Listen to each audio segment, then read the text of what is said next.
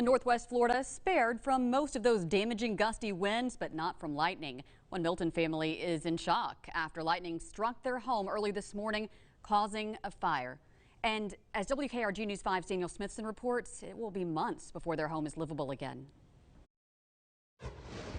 The lightning was horrible. It's the worst that I've seen it in years. Kim Wade watched early Wednesday morning as firefighters put out a blaze at her neighbor's home off Hamilton Crossing Boulevard in Milton. Lightning from severe storms had hit the house, setting it on fire. It was horrible, horrible scene.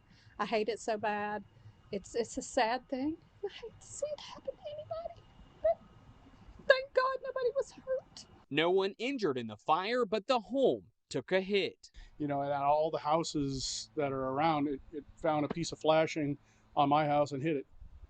Bad luck, I guess. Inside, the home ceiling torn out as firefighters worked to save the home. Well, the ceiling is obviously from the kitchen to the living room, the main room there is gone.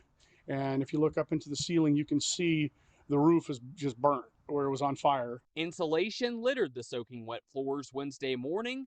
Lots of work left to do to get the home livable once again. I don't know if it's devastating, but it's definitely, sets you back, and it's heartbreaking for sure. I think the biggest thing is just the surprise of the lightning just picking this one house. But unfortunately, the unluck of the draw. The family here just grateful no one was injured and hopeful things will get back to normal soon. In Milton, Daniel Smithson, WKRG News 5.